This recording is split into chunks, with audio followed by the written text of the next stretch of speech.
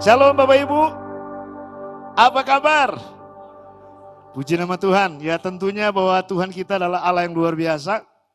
Dan tak terasa sudah masuk di penghujung tahun. Masuk atau sudah menjelang akhir tahun di 2025 ini. Kita sudah di penghujung. Sudah di bulan Desember. Ya, jadi kita bersyukur hari ini kita melihat bahwa ada banyak yang kita sudah lewati, ada banyak pergumulan yang sudah kita jalani, dan ada hal-hal yang Tuhan sudah pulihkan dalam perjalanan kehidupan kita, dan ini bukti bahwa Tuhan itu mengasihi kita semua. Yang setuju katakan amin. Ya, ini bukti bahwa Tuhan itu menyertai kita. Beberapa waktu lalu saya ke rumah sakit melihat ada masih banyak orang ada di rumah sakit. Bukan sedikit, banyak. Mereka sakit coba. Ada yang sudah berbulan-bulan gak bisa pulang rumah. Dipasang oksigen ada di mana-mana. Alatnya ada di mana-mana. Berbulan-bulan bayangkan. Itu sekali hirup udara itu bunyi tuh rupiah tuh. Treng gitu. Nah saudara kalau hari ini bernafas dengan sempurna. Itu mujizat Tuhan. Itu mujizat Allah bekerja dalam kehidupan saya dan saudara.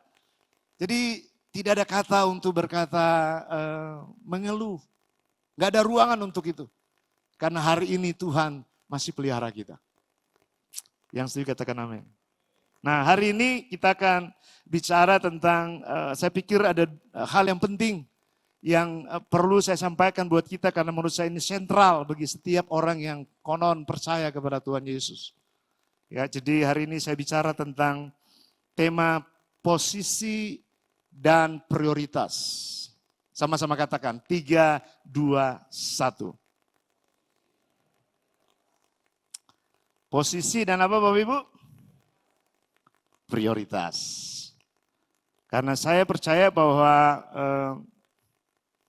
dua hal ini penting buat kita semua. Waktu kita memahami, waktu kita mempercayai bahwa kebenaran ini sangat kita butuhkan dalam perjalanan kehidupan kita sebagai orang-orang yang mengasihi Tuhan Yesus. Ya. Oke.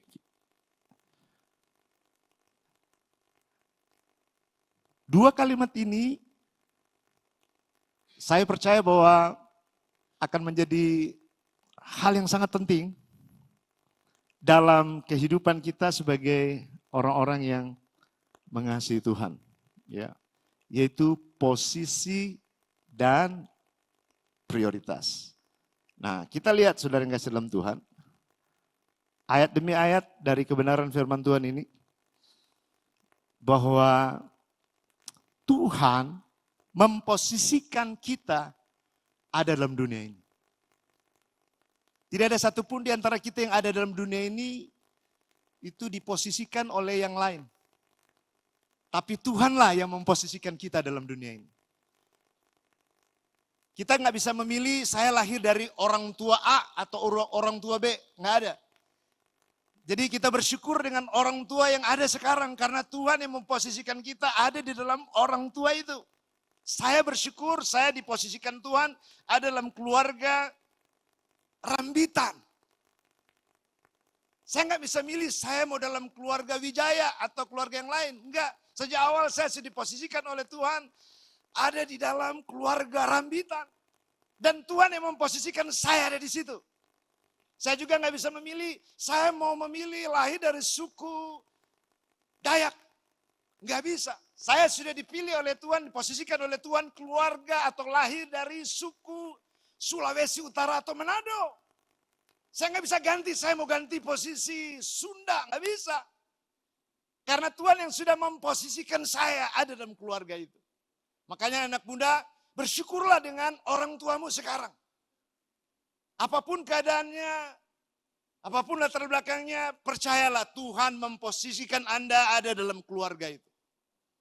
Dan posisi itu bukan kebetulan, tetapi Tuhan mendesain itu.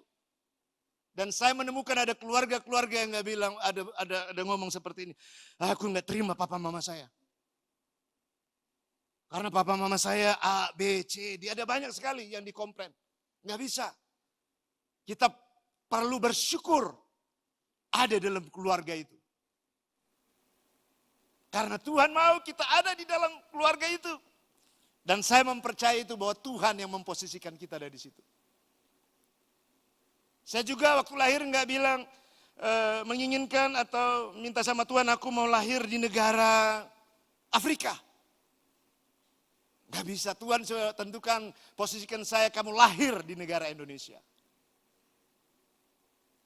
Berarti kalau kita lahir di negara kita berarti Tuhan punya tujuan kenapa kita ada di negara ini. Karena Tuhan memposisikan kita ada di negeri ini, kita nggak bisa pilih.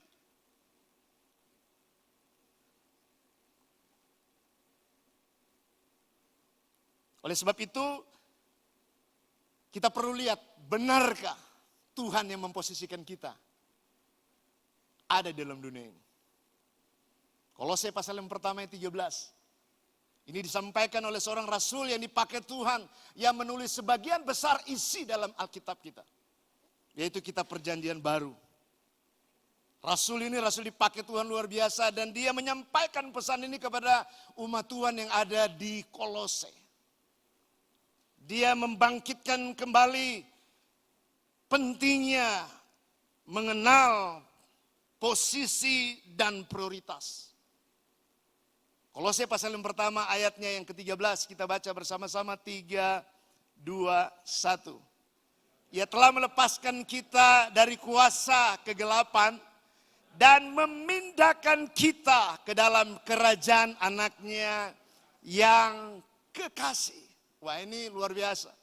Jadi Tuhan telah melepaskan saya dan saudara tadinya dari kuasa kegelapan dipindahkan Tuhan di dalam kerajaan Allah. Wah, ini luar biasa, saudara. Jadi kita diposisikan oleh Tuhan untuk sebuah prioritas. Saya percaya kita semua sudah dipindahkan oleh Tuhan. Dari kuasa kegelapan sudah dipindahkan kepada kuasa kerajaan Allah. Yang setuju katakan amin. Berarti waktu kita dipindahkan oleh Tuhan dari kuasa kegelapan kita dipindahkan ke sini. Ini ada jeda waktu pindah di sini. Jadi dari hidup dengan duniawi, hidup dengan kuasa dosa, hidup dengan tipu-tipu, hidup dengan ketidakjujuran, kita pindah di sini harusnya berubah di sini nih. Yang setuju katakan amin. Tapi realitanya beda. Ada yang sudah pindah di sini tetapi lihat. Tujuannya belum pindah. Prioritasnya belum pindah. Ini yang menjadi persoalan hari-hari ini. Pergumulan banyak gereja, banyak orang percaya. Karena mereka sudah pindah di sini tetapi gaya hidup mereka masih sangat duniawi. Gaya hidup mereka masih sangat serakah. Padahal sudah pindah, harusnya waktu pindah berubah. Bukan lagi gaya hidup kerajaan dunia tetapi hidup kerajaan Allah karena Tuhan yang memindahkan kita. Sehingga kita tidak menjadi batu sandungan kepada banyak orang. Bilang sebelah kiri kanan, sudah pindah belum?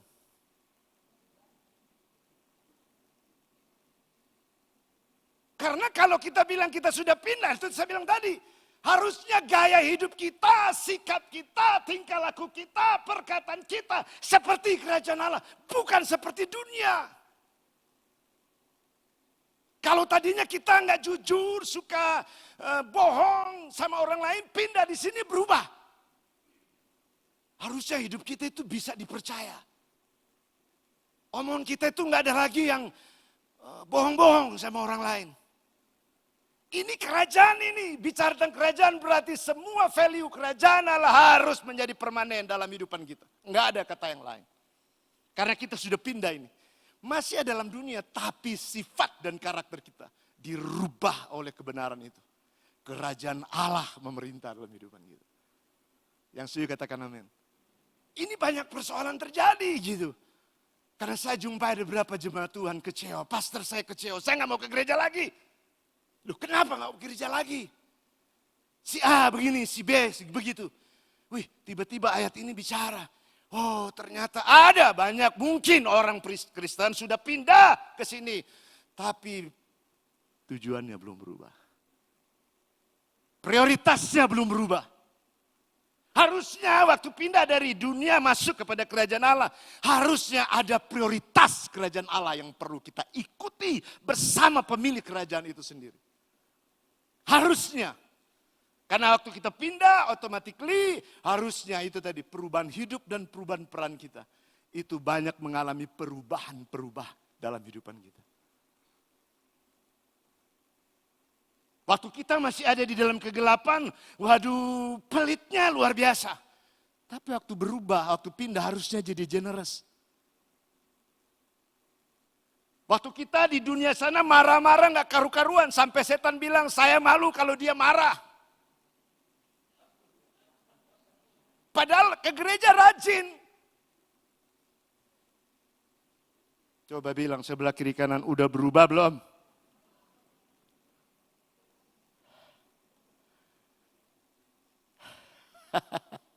Loh, ini kebenaran firman Tuhan jelas bahwa Tuhan sudah pindahkan saya dan saudara, makanya ada di ruangan ini. Makanya saudara datang beribadah kepada Tuhan karena kita sudah dipindahkan. Bapak Ibu, saudara yang kasih dalam Tuhan, kita harus paham ini. Bahwa kalau kita sudah dipindahkan oleh Tuhan, kita gak berubah. Kita akan mengecewakan banyak orang. Kita akan melukai banyak orang.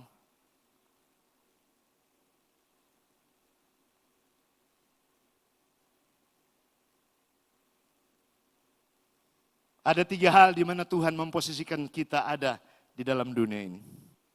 Yang pertama adalah Tuhan memposisikan saya dan saudara ada dalam dunia ini untuk melakukan tujuan Tuhan. Jadi Tuhan memposisikan saya dan saudara ada di dalam kerajaannya supaya saya dan saudara melakukan tujuan-tujuannya. Bahayanya mengerikan kalau kita sudah pindah tapi nggak ngerti tujuannya. Beberapa kali saya tanya jemaat Tuhan, tujuan kamu ikut Tuhan ngapain? Tujuan kamu ada dalam dunia ini apa? Sebab orang kalau nggak tahu tujuannya ada dalam dunia ini, dia belum diselamatkan itu. Coba tanya sebelah kiri kanan, tujuan kamu ada dalam dunia apa? Coba tanya aja. Nggak apa-apa. Mengingatkan aja tujuan, jangan-jangan sama. Kita juga nggak tahu tujuan kita kenapa ada dalam dunia ini ngapain.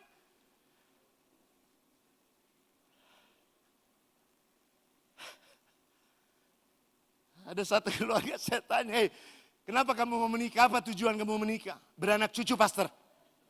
Dan bertambah banyaklah. Alkitabiah juga dia. Tapi saya bilang, kalau cuma seperti itu beranak cucu dan bertambah dan berkembang biaklah. Kelinci juga sama.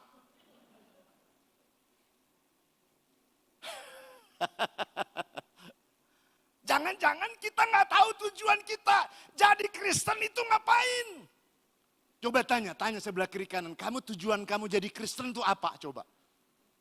Bu, tujuannya apa? Jadi Kristen. Coba tanya. Jangan-jangan kita sendiri nggak ngerti tujuannya. Kenapa kita ikut Tuhan? Kan ini ngeri nih.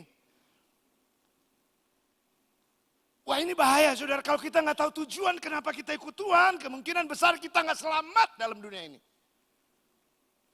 Makanya perlu saya pastikan di akhir zaman ini saudara harus tahu tujuan saudara kenapa ikut Tuhan. Yang pertama adalah harus tujuannya adalah Tuhan memposisikan kita dalam dunia ini supaya tujuan-tujuan Allah digenapi. Apa tujuan Allah buat saudara dan saya ada dalam dunia ini? Yang pertama, menjadi serupa dan segambar dengan Tuhan. Ini yang banyak jadi chaos hari-hari ini karena banyak orang gak ngerti kenapa dan apa tujuannya. Dia ikut Tuhan. Tujuan terbesar saya dan saudara untuk ikut Tuhan yang pertama harus menjadi serupa dan segambar dengan Allah. Bukan sekedar masuk sorga. Ada banyak orang mau masuk sorga tapi hidup mereka tidak seperti Kristus. Hidup mereka seperti dunia. Mana bisa, nggak bisa. Harus seperti Kristus. Apanya? Gambar dan karakternya. Kalau kita ikut Tuhan, hidup kita karakter kita seperti dunia, Anda belum masuk ke tujuan Allah yang sesungguhnya.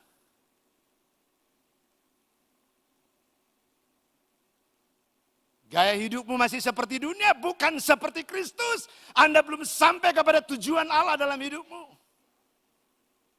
Harus menjadi serupa dan segambar dengan Tuhan. Dari mana mulainya? Dari diri sendiri. Bagaimana caranya? Yang pertama dekat dengan Tuhan. Yang kedua dekat dengan firman Tuhan. Yang ketiga dekat dengan doa dengan Tuhan. Karena disinilah terjadi perubahan menjadi seperti Kristus. Karena firman dan roh itu akan merubah sifat dan karakter kita menjadi seperti Kristus. Makanya waktu kita ikut Tuhan tadi masih dalam hidupan duniawi. Tadi saya bilang. Waktu ikut Tuhan harus berubah. Ada orang tua yang saya temukan sudah mau bau tanah.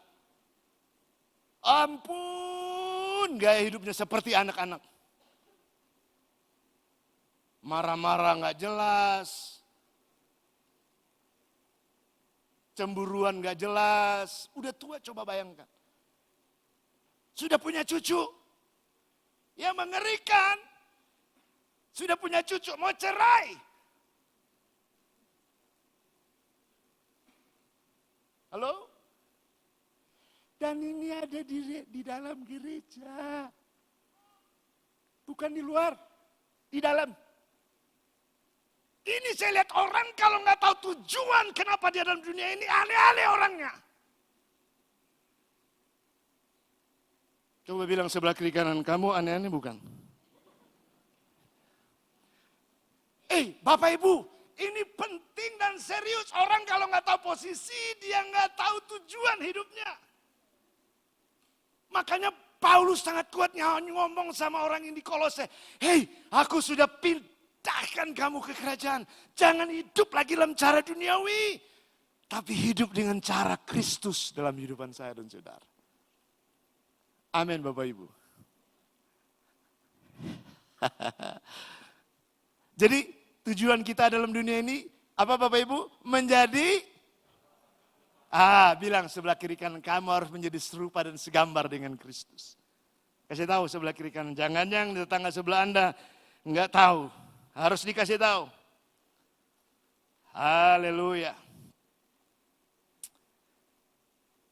Kita harus tahu tujuan Allah buat kita di tempat sekarang. Jadi kalau saudara sekarang sudah tahu apa tujuan saudara ada dalam dunia ini dan saudara tahu tujuan saudara ada mengikut Tuhan, saya percaya hidup saudara akan menjadi sangat maksimal ikut Tuhan. Nggak ada orang Kristen yang nganggur. Semuanya rame-rame memperbaiki diri menjadi serupa dan segambar dengan Kristus. Sebab yang akan ketemu Kristus bukan orang anak-anak atau gereja orang percaya anak-anak, tapi orang dewasa. Akan menyambut mempelai kita. Yaitu Kristus. Harus orang-orang yang sudah dewasa.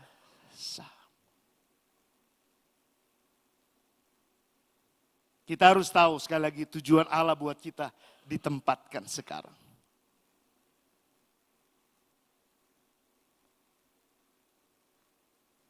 Selain kita menjadi serupa dan segambar dengan Kristus, yang kedua adalah harus berjalan dalam kuasa kerajaan Allah. Orang kalau masuk dalam dimensi menjadi serupa dan segambar dengan kerajaan Allah, yang kedua adalah dia harus berjalan dalam kuasa kerajaan Allah. Orang yang berjalan kuasa kerajaan Allah itu adalah orang-orang yang tahu apa yang harus dia kerjakan. Orang yang berjalan dalam kuasa kerajaan Allah, dia tahu menempatkan diri sebagai anak-anak kerajaan Allah. Karena apa? Dia tahu siapa dia di hadapan Tuhan. Orang-orang berjalan kuasa kerajaan Allah tidak mudah dibohongi atau ditipu-tipu oleh si iblis tipu muslihat. Karena dia tahu tujuannya ada dalam dunia ini. Karena orang yang menjadi serupa dan segambar dan kerajaan Allah, berarti orang itu berharga dan mulia di hadapan Tuhan. Kalau dia tahu dia berharga di mata Tuhan, berarti dia nggak bisa jadi orang murahan. Anak muda, engkau berharga di mata Tuhan karena engkau diciptakan serupa dan segambar dengan Tuhan. Jadi harus tahu dirimu bahwa engkau berharga di mata Tuhan. Kalau engkau seorang wanita, engkau wanita yang berharga dan mulia di hadapan Tuhan. Engkau bernilai, engkau bukan wanita sembarangan. Jangan jual dirimu dengan hanya hal-hal yang sepele. Sebab saya menemukan ada orang rela menikah. Dia rela jual imannya karena dia mau menikah. Miris. Menganggap murah. Karena kita adalah orang-orang yang berharga. Maka engkau orang-orang yang luar biasa.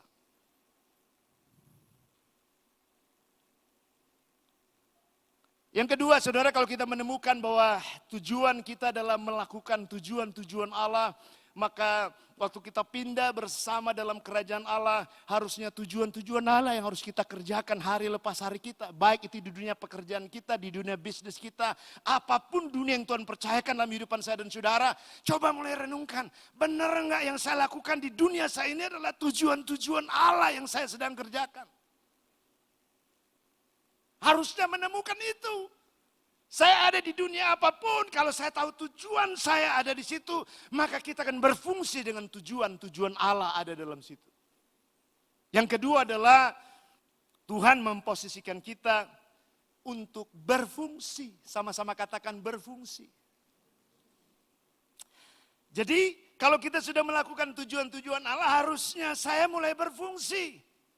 Fungsi apa yang saya lakukan adalah fungsi-fungsi di mana kehidupan saya, karunia saya, potensi saya mulai kembangkan di mana Tuhan tempatkan saya atau saya dan saudara untuk melakukan apa yang Tuhan inginkan, berfungsi, saudara yang kasih dalam Tuhan. Ada orang-orang yang sudah menikah, sudah berkeluarga, tapi dia nggak tahu fungsinya seperti apa. Harusnya kalau dia sebagai pria, sebagai papa atau ayah atau laki-laki, harusnya berfungsi sesuai dengan fungsinya.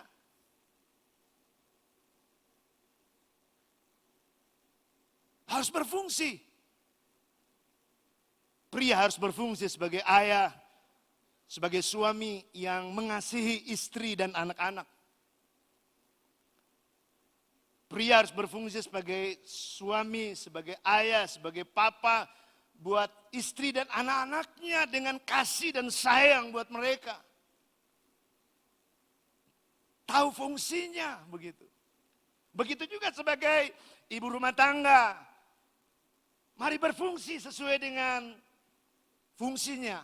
Sehingga keluarga kita akan menjadi keluarga yang utuh dan bahagia. Yang setuju katakan amin.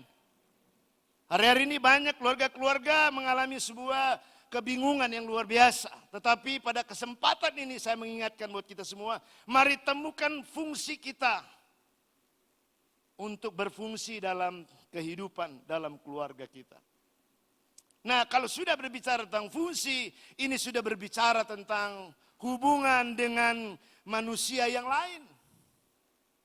Karena tujuan-tujuan Allah dalam dunia ini adalah untuk melakukan tujuan-tujuan Allah. Di mana fungsi kita bagaimana supaya bisa membangun sebuah relasi atau hubungan dengan manusia lain.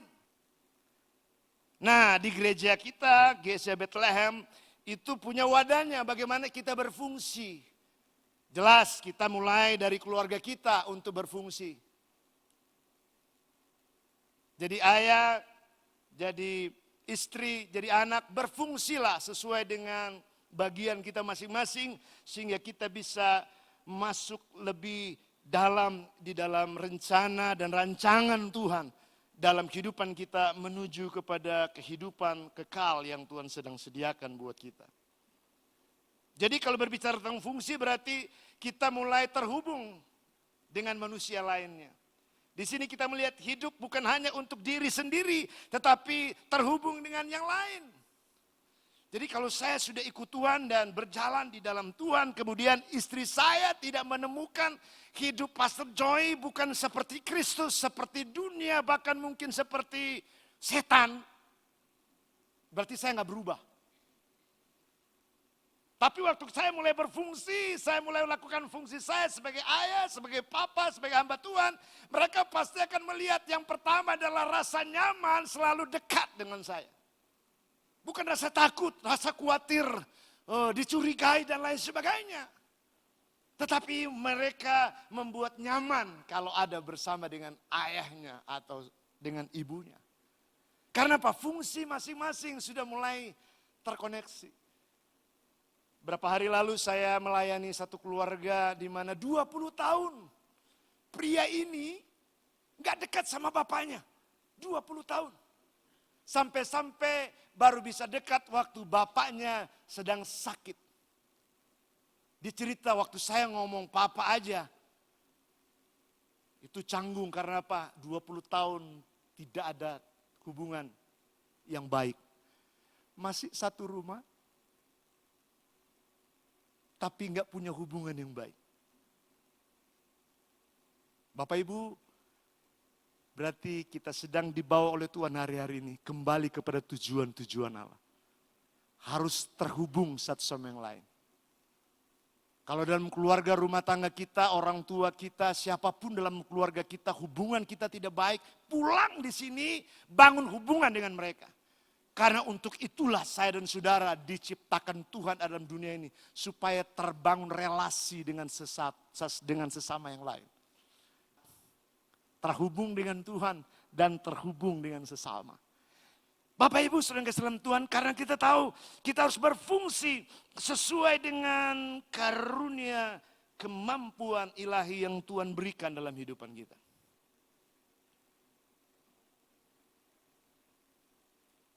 Waktu kita terhubung dengan keluarga kita terhubung dengan komunitas kita.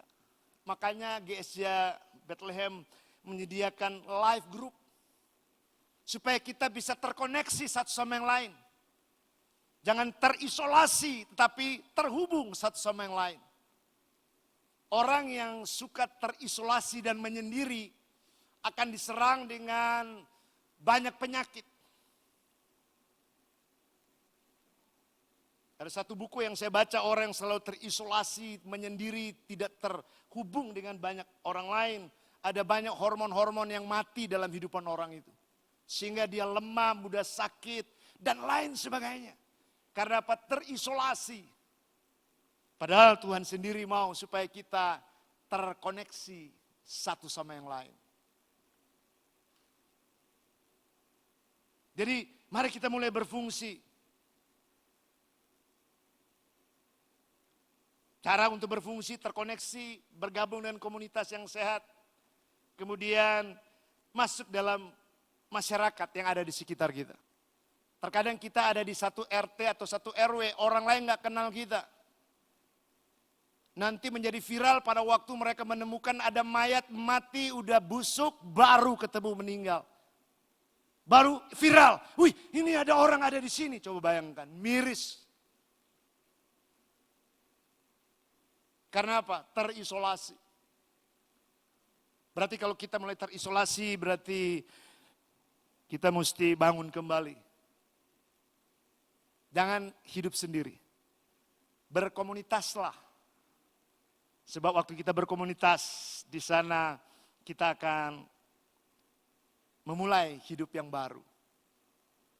Komunitas itu selalu memberikan sebuah daya dorong untuk hidup menjadi lebih sehat.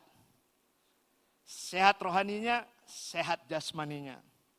Karena apa? Ada komunitas yang mau mendukung kita, ada komunitas yang mau mendoakan kita, ada komunitas yang mau saling memberkati satu sama yang lain. Karena itu tujuannya supaya kita berfungsi. 1 Korintus pasal yang ke-12 ayat 13 dan 14 Rasul Paulus dengan jelas berkata seperti ini. Sebab dalam satu roh kita semua baik orang Yahudi maupun Yunani, baik budak maupun orang merdeka telah dibaptis betis menjadi satu tubuh dan kita semua diberi minum dari satu roh. Jadi nggak bisa kita terisolasi, harus punya komunitas. Bilang sebelah kiri kanan, sudah ada di live group belum? Kalau yang belum ada di live group, segera gabung di live group. Ya, ini minggu terakhir. Sebab minggu kedua sudah libur live group. Nanti mulai lagi Januari, minggu kedua. Tapi mulailah dari sekarang cari tahu dekat rumahmu ada nggak live group di sana. Karena apa? Fungsi kita akan semakin maksimal waktu saya dan saudara ada di satu komunitas yang sehat. Amin. Jangan kita menjauhkan diri ya. Ibrani 10 ayat 25 berkata, janganlah kita menjauhkan diri dari pertemuan-pertemuan ibadah kita seperti yang dibiasakan oleh beberapa orang. Tapi marilah kita saling menasihati dan semakin giat melakukan menjelang hari Tuhan yang mendekat. Jadi jelas firman Tuhan berkata, jangan jauh-jauh dari pertemuan-pertemuan ibadah atau persekutuan-persekutuan orang percaya. Makanya gereja Bethlehem menyediakan wadah buat semua jemaat Tuhan supaya terlibat aktif di live group. Karena itu adalah salah satu bagian dari pelayanan pastoral untuk melayani jemaat Tuhan supaya bertumbuh dengan sehat dan kuat dalam iman dan di dalam kehidupan saudara mengiring Tuhan. Yang ketiga, Bapak Ibu saudara kasih dalam Tuhan. Apa tujuan Tuhan memposisikan saya dan saudara? Yang ketiga adalah Tuhan memposisikan kita untuk sebuah kesatuan dan persatuan. Jadi tujuan Tuhan buat kita dalam dunia ini adalah membawa persatuan dan kesatuan satu sama yang lain. Bukan membawa kerusuhan, bukan. Tetapi membawa persatuan dan kesatuan. Sebab orang yang membawa persatuan dan kesatuan jelas dia membawa perdamaian di dalamnya. Bangsa kita sedang krisis persatuan dan kesatuan hari-hari ini. Oleh sebab itu memulai dari mana? Mulai dari gereja. Mulai dari kehidupan saya dan saudara. Bahwa kehadiran kita dimanapun dan kemanapun kita pergi dan berada, mulailah ciptakan atmosfer kesatuan dan persatuan. Sebab pemazmur berkata bahwa di mana ada hidup rukun dan damai, di sanalah berkat Tuhan diperintahkan mengalir dalam hidupan saya dan saudara. Yang setuju katakan amin. Ini Alkitab yang katakan ya, Mazmur 133 atau saya tidak salah ya. Di sana dijelaskan bahwa ketika hidup rukun dibangun di sana, Tuhan akan perintahkan berkat. Bukan cuma berkat satu hari, berkat satu minggu, berkat satu bulan. Alkitab cerita berkat kehidupan selama-lamanya. Wow, itu luar biasa saudara kasih dalam Tuhan. Jadi yang ketiga, tujuan Tuhan memposisikan saya dan saudara dalam dunia ini adalah supaya kita membangun sebuah kekuatan persatuan dan kesatuan. Jadi kemanapun saya dan saudara pergi dan berada, kehidupan saudara mempersatukan orang lain. Bukan menghancurkan dan menceraikan orang lain. Membawa persatuan dan kesatuan di dalam keluarga kita. Oleh sebab itu juga Filipi 2 ayat 1 berkata begini, karena ya Filipi 1 ayat 2 ayat 1 katakan, jadi karena Kristus, karena di dalam Kristus ada nasihat, ada penghiburan kasih, ada persekutuan roh dan kasih mesra dan belas kasihan.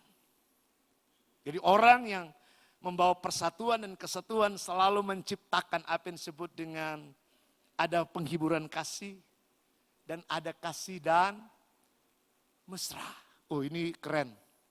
Bukan cuma kasih, ada mesranya. Jadi ini harus tercipta di dalam keluarga, harusnya dimulai.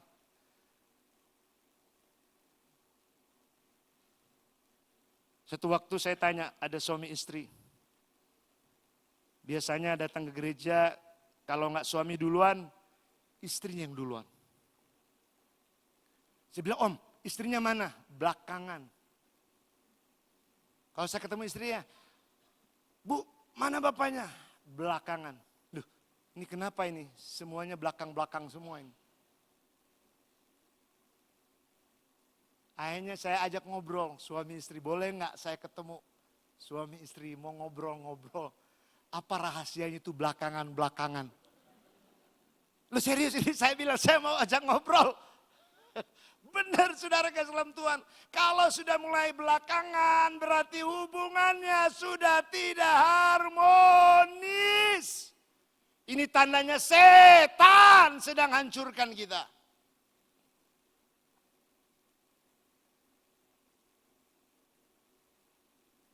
Jadi jangan izinkan, jangan kasih celah setan rusakin hubungan kita. Karena orang yang membawa persatuan tujuannya adalah hubungannya baik. Oh dia mulai cerita, aduh pastor mulai dari sini. Dia bilang mulai dari situ, udah tuh. Udah kayak benang kusut. Tapi ujung-ujungnya kasih mesra. Bilang sebelah kiri kanan, hidup kita harus ada kasih dan mesra. Amin. Luar biasa loh saudara, kalau cuma kasih tanpa mesra biasa aja. Tapi kalau ada kasih dan mesra, berkat itu hanya dekat-dekat selalu dalam kehidupan kita. Nggak jauh-jauh tuh. Tuhan bilang dia perintahkan blessing itu. Alkitab cerita kita masih tidur, Tuhan sudah sediakan berkat. Apalagi waktu bangun suami istri mesra. Wih. Tuhan, malaikat Tuhan udah bawa itu uang 1 gepok. 1 karung mungkin. Udah di atas rumah. Bangun pagi-pagi cuman gara-gara nggak dibikinin kopi, satu sama yang lain marah. Karena hubungan itu membuat segala pekerjaan itu terhambat.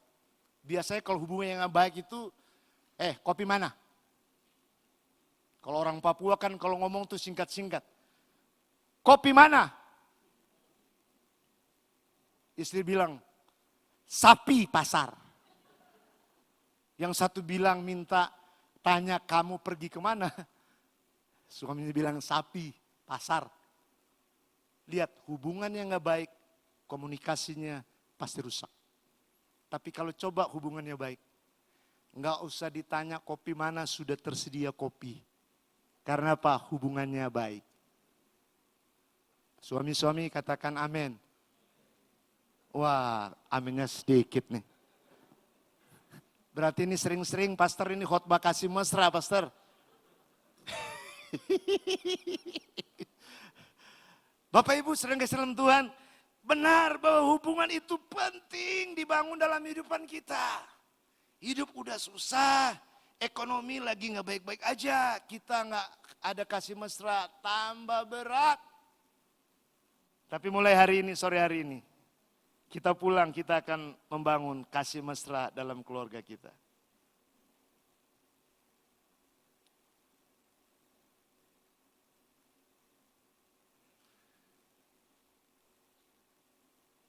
Tuhan Yesus memberkati Bapak Ibu 4 keturunan dan beribu-ribu keturunan. Selamat datang untuk masuk di dalam 2 kalimat tadi. Apa Bapak Ibu temanya hari ini? Posisi dan prioritas. Mulai hari ini, mari tahu posisi kita dan tahu prioritas kita. Maka engkau akan menjadi anak Tuhan yang menyenangkan hati Tuhan. Mari kita tunduk kepala sebentar, kita berdoa kepada Tuhan. Bapa di sorga, hamba-Mu selesai berbicara tentang bagian dari kebenaran ini. Temukan hamba-Mu dan kami semua yang alam ruangan ini, kami mau berjalan di dalam kehendak-Mu ya Tuhan. Kalau selama ini banyak hal yang miss, Tuhan tolong kami. Supaya kami tahu bahwa kami sudah pindah di dalam kerajaan Allah. Kami sudah pindah lebih dekat dengan Tuhan, bukan lebih dekat dengan dunia. Kami masih ada dalam dunia ini, tapi kami mau lebih dekat dengan Tuhan, berjalan dengan Tuhan di tengah-tengah dunia yang semakin tidak baik-baik ini. Engkau tahu hati kami yang terdalam Tuhan.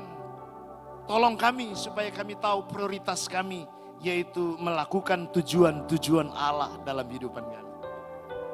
Teguhkan dan yakinkan kami kembali di setiap area kehidupan di mana Tuhan izinkan kami ada di sana. Tuhan, kami mau supaya kami melakukan prioritas kerajaan-Mu. Kami mau berfungsi sesuai dengan karunia dan talenta yang Tuhan berikan buat kami. Kami nggak mau buang waktu Tuhan, karena waktu-Mu semakin dekat. Bawa seluruh jemaat Tuhan yang di tempat ini Tuhan, supaya kami benar-benar tahu posisi dan prioritas kami. Izinkan Tuhan bicara di hatimu pada sore menjelang malam ini. Jangan keluar dari rumah ini atau ruangan ini atau tempat ini sebelum kau ambil komitmen di hadapan Tuhan. Bicaralah dengan Tuhan dari hatimu yang paling dalam, katakan, Tuhan, ini hidupku. Aku mau lakukan tujuan-tujuan-Mu sejak hari ini dan seterusnya. Aku mau lakukan tujuan-tujuan Allah. Kalau mungkin Tuhan selama ini aku melakukan dengan tujuan-tujuan diriku sendiri. Tujuan-tujuan untuk kepentinganku sendiri. Tapi sore ini Kau mengingatkan aku supaya aku melakukan hal-hal ini dengan tujuan-tujuan Allah. Sehingga Tuhan, kami menjadi sangat maksimal pada waktu hari terakhir Engkau mungkin mau memanggil kami. Kami sudah melakukan tujuan-tujuan Allah. Bawa kami semua Tuhan untuk melakukan itu. Hamba selesai berbicara pada sore hari ini. Kiranya kasih dan kuasa-Mu menyertai kami semua.